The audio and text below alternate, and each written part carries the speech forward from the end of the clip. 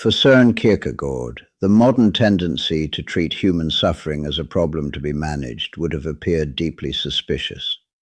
Long before psychology became a scientific discipline, Kierkegaard was already warning that many attempts to explain the self end up dissolving it. At the heart of this tension lies a fundamental disagreement about what a human being is. Modern psychology, especially in its therapeutic forms, tends to approach the self as something to be stabilized. Anxiety, despair, guilt, and inner conflict are treated as symptoms, indicators of dysfunction that must be reduced or eliminated. The goal is adjustment, balance, and psychological health. Kierkegaard's understanding of the self points in a different direction. For him, the self is not a mechanism that occasionally malfunctions. It is a relation that is always in tension. Anxiety, despair, and inner conflict are not accidental disturbances. They are expressions of what it means to exist as a self at all. This difference is decisive. Where psychology asks how suffering can be reduced, Kierkegaard asks what suffering reveals. Where psychology seeks equilibrium, Kierkegaard insists that imbalance belongs to existence itself. Kierkegaard does not deny that psychological relief can be valuable. What he denies is that relief should be confused with truth. A person may feel better without becoming more authentic. They may experience calm without having confronted themselves honestly. For Kierkegaard, this confusion is dangerous. The self, he insists, is not something that can be repaired like a broken system. It is something that must be related to correctly. Despair arises not because the self is damaged, but because it is misrelated, either to itself, to others, or to the source that grounds it. Modern psychology often treats despair as pathology.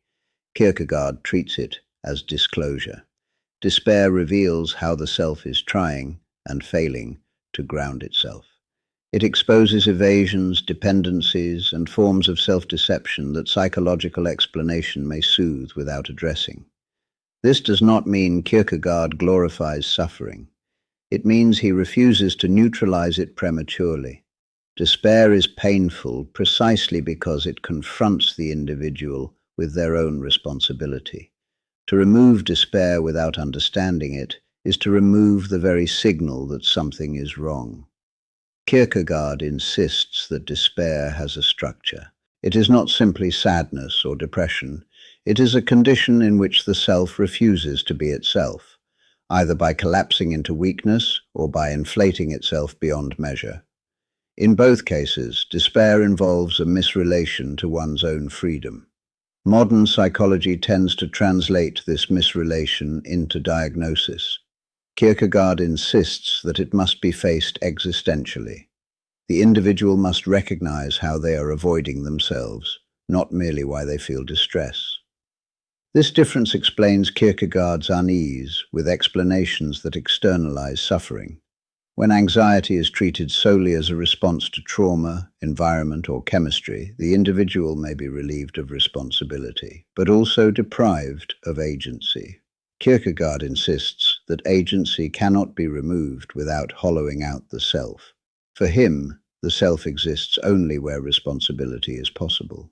To explain suffering in ways that eliminate responsibility may reduce pain, but it also reduces seriousness. The individual becomes a patient rather than a self. Kierkegaard insists that this shift matters. Existence is not something that happens to us like weather. It is something we must answer for. Anxiety and despair arise precisely because this answering cannot be avoided. This prepares the central confrontation. Kierkegaard does not oppose psychology because it studies the mind. He opposes it when it replaces inward responsibility with explanation, and when it treats existential struggle as something to be normalized away rather than confronted. The conflict, then, is not between philosophy and therapy. It is between two visions of what it means to be human. One seeks adjustment, the other demands authenticity. Kierkegaard's concern deepens when he considers how modern psychology tends to redefine responsibility. In therapeutic frameworks, responsibility is often softened. The individual is encouraged to understand themselves through causes, upbringing, trauma, conditioning, biology. These explanations can be humane and relieving, but Kierkegaard insists that they also carry a risk. They allow the individual to explain themselves away. For Kierkegaard, explanation becomes dangerous when it replaces inward accountability. To understand why one suffers is not the same as confronting how one exists. Psychology may tell the individual where their patterns come from. It cannot tell them how to exist responsibly in relation to those patterns. This gap matters. Kierkegaard insists that the self is not defined by what happens to it, but by how it relates to what happens. Suffering does not become meaningful through explanation alone. It becomes meaningful only when the individual takes responsibility for how they live within it. Modern psychology often aims at self-acceptance. Kierkegaard insists that self-acceptance can become self-evasion. To accept oneself without judgment may reduce distress, but it can also suspend the demand to change. Kierkegaard insists that despair persists precisely because the self refuses to change how it relates to itself. This refusal cannot be cured by reassurance. The self must be confronted, not comforted. Kierkegaard's account of despair insists that the individual is complicit in their suffering, not morally guilty but existentially involved. Despair is not something that simply happens. It is something the self does by misrelating to itself. Modern psychology often resists this language. It fears that emphasizing responsibility will increase shame. Kierkegaard insists that responsibility is not the same as condemnation. To recognize one's involvement in despair is not to accuse oneself. It is to recover agency. Without agency, there is no self. Kierkegaard insists that explanations which remove agency also remove the possibility of authenticity. The individual becomes an object of treatment rather than a subject who must choose how to exist. This shift is subtle but profound. The language of therapy encourages the individual to be kind to themselves. Kierkegaard does not oppose kindness. He opposes kindness that replaces seriousness. Authentic existence, he insists, requires that the individual be willing to confront uncomfortable truths about themselves. This confrontation produces anxiety. Modern psychology often treats anxiety as something to be regulated. Kierkegaard treats it as a sign that freedom is present. Anxiety reveals that the individual is not determined, not fixed, and not reducible to causes. To eliminate anxiety entirely would be to eliminate freedom. Kierkegaard insists that this is why anxiety feels unbearable. It exposes possibility, and possibility is frightening. Psychology seeks to narrow possibility to manageable outcomes. Kierkegaard insists that existence remains open, risky, and unresolved. This openness cannot be stabilized without loss. The self becomes safer, but also smaller. Kierkegaard does not deny the value of psychological insight. He denies that insight is enough. Understanding oneself psychologically does not automatically lead to living authentically. One may understand their patterns perfectly and still remain in despair. Authenticity requires decision. The individual must choose how to exist, not merely understand why they feel as they do. Psychology can illuminate the terrain. It cannot walk the path. Kierkegaard insists that this limitation must be acknowledged. When psychology presents itself as a complete account of the self, it becomes reductive. It explains the self in ways that remove its most difficult feature, responsibility without guarantees. This responsibility is painful. It cannot be outsourced. It cannot be managed away. The individual must bear it. Kierkegaard insists that this bearing is what gives existence its weight. Without it, life may be calmer, but it will also be shallower. This prepares the next stage of the critique. If psychology reduces the self by removing responsibility, Kierkegaard will now show how it also risks flattening meaning itself, turning existence into something to be managed rather than lived. Kierkegaard's critique deepens when he turns from responsibility to meaning. Modern psychology, he argues, often treats meaning as something secondary, a byproduct of well-being rather than its foundation. The primary task becomes reducing distress, stabilizing mood, and restoring functionality. Kierkegaard insists that this ordering reverses what matters most. Meaning is not something that emerges once suffering is managed. It is something that gives suffering its weight in the first place. To treat meaning as optional is to misunderstand the structure of existence. For Kierkegaard, despair is not simply the absence of happiness. It is the loss of relation to oneself. A person may be functional, productive, and emotionally regulated while still being in despair. Psychology may succeed in restoring functioning while leaving despair untouched. This is not a failure of technique. It is a limitation of framework. Psychology asks whether the individual can cope. Kierkegaard asks whether the individual is becoming a self. These are not the same question. A person can cope by shrinking their expectations, narrowing their possibilities, and lowering their demands on life. Kierkegaard insists that such coping strategies may reduce pain while also reducing authenticity. The self becomes smaller in order to survive. Modern psychology often celebrates adaptation. Kierkegaard insists that not all adaptation is healthy. Some adaptations are forms of avoidance. The individual adjusts to a life that no longer demands anything difficult of them. This adjustment feels like relief, but relief is not meaning. Kierkegaard insists that meaning arises where the individual stands in relation to something that demands commitment beyond comfort. Psychology often aims to reduce demands so that the individual can function smoothly. Kierkegaard insists that existence does not function smoothly. It demands risk, decision, and exposure. To remove these is not to heal the self, but to hollow it out. This hollowing out often appears as normality. The individual becomes well-adjusted, socially integrated, and emotionally regulated. Yet inwardly, something essential has been lost. The self no longer experiences itself as responsible for becoming itself. Kierkegaard insists that this loss is devastating. Without the demand to become oneself, life becomes flat. The individual may feel calm, but also empty. Psychology may interpret this emptiness as residual depression or dissatisfaction. Kierkegaard interprets it as despair disguised as stability. This disguise is convincing. Because the individual is no longer in acute distress, the problem appears solved. Kierkegaard insists that it has merely been concealed. Meaning cannot be restored by regulation alone. It requires confrontation. The individual must face the question of how they are relating to themselves, not merely how they feel. Psychology often measures success in terms of reduced symptoms. Kierkegaard measures success in terms of inward honesty. This honesty is painful.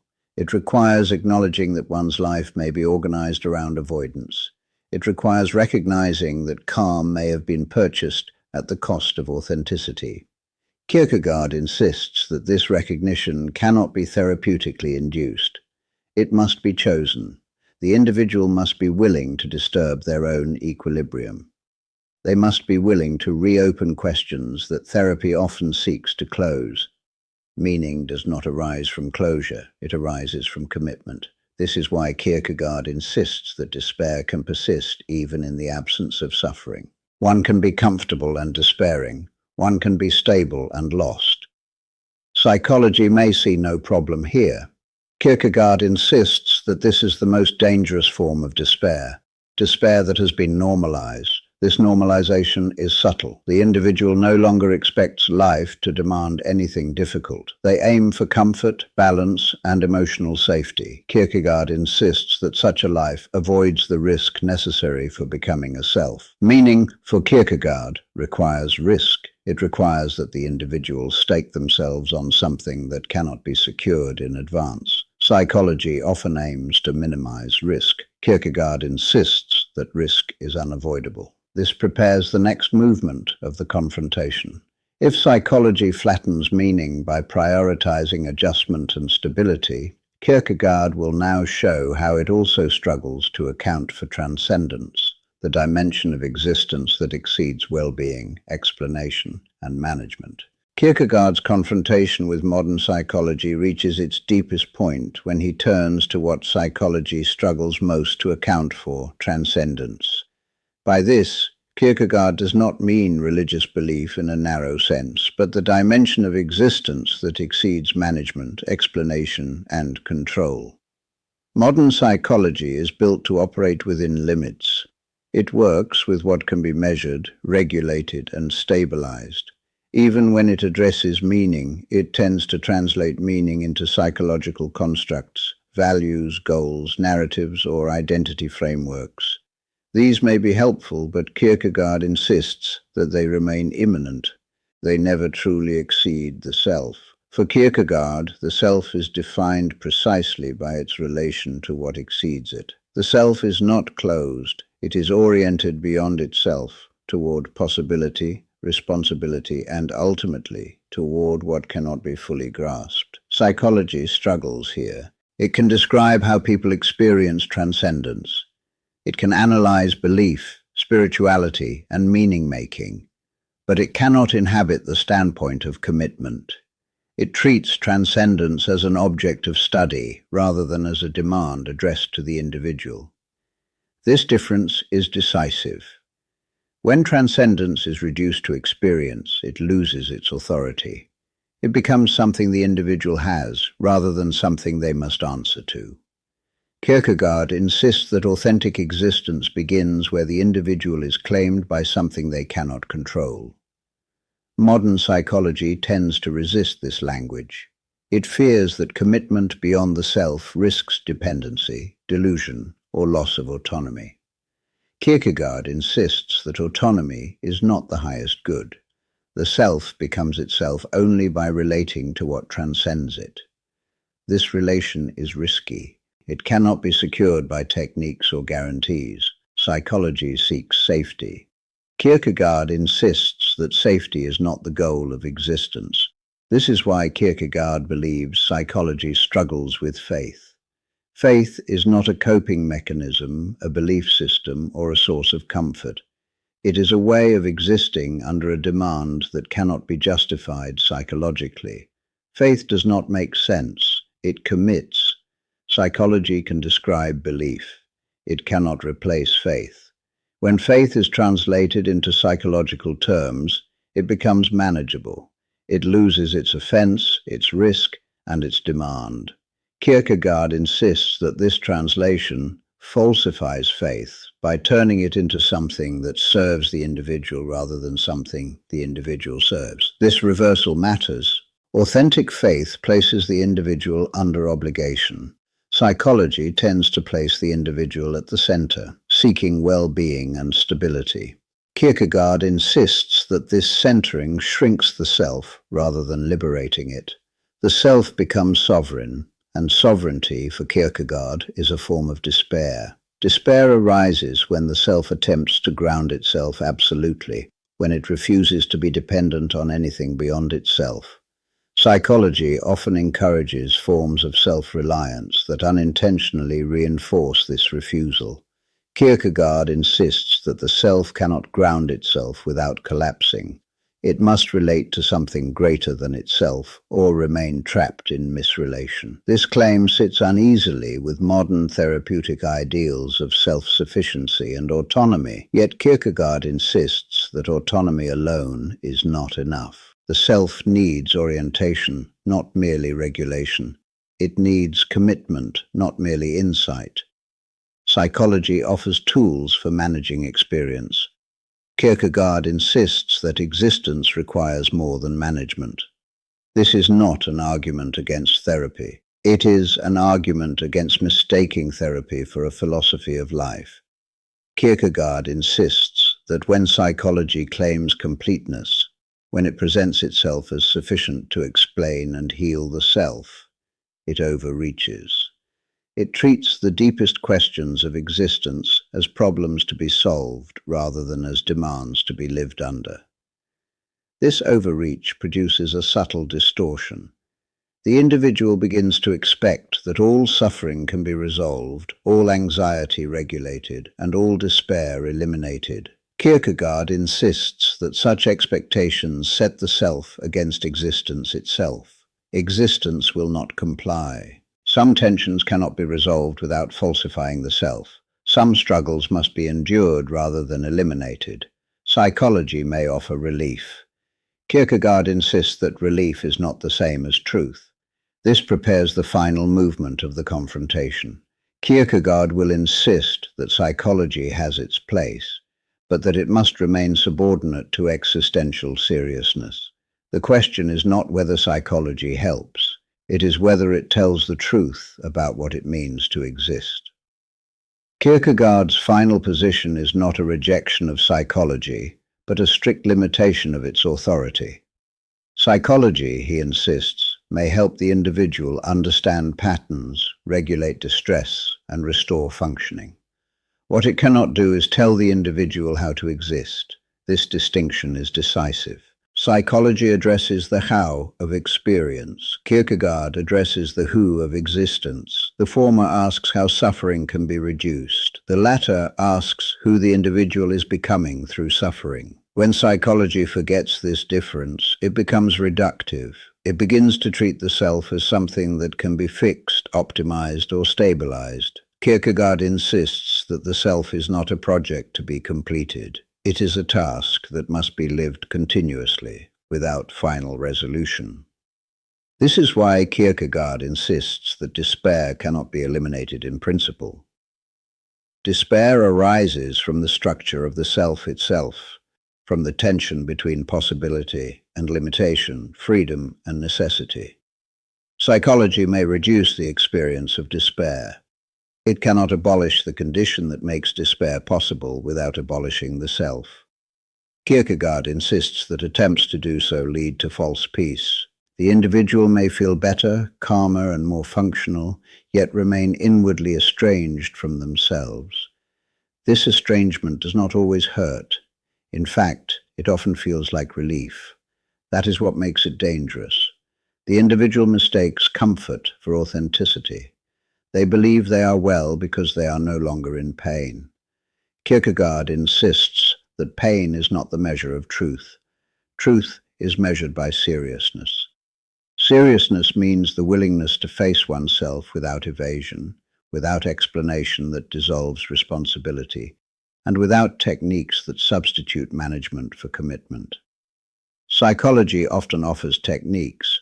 Kierkegaard offers a demand. This demand is not therapeutic. It does not promise healing. It does not guarantee improvement. It asks only that the individual relate to themselves honestly, as a being who must choose how to exist without guarantees. Kierkegaard insists that this demand cannot be outsourced. No therapist, method, or framework can decide for the individual. The task of becoming a self cannot be delegated. It must be lived inwardly. This inwardness is uncomfortable. It keeps the individual exposed to anxiety, doubt, and the possibility of despair.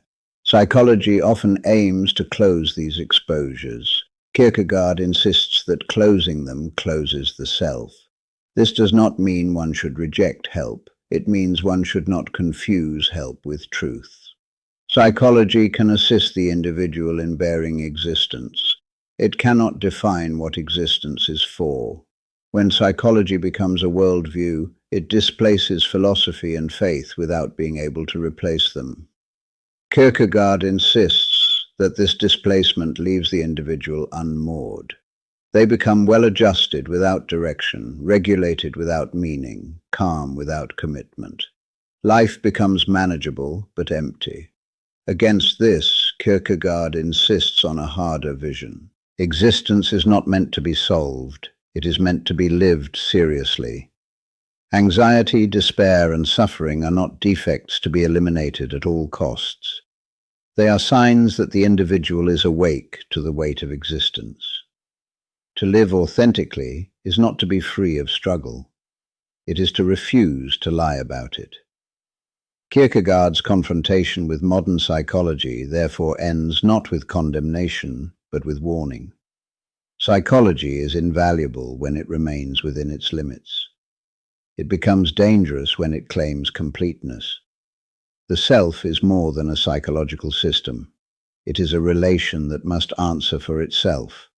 No technique can replace that responsibility, and no relief can substitute for truth.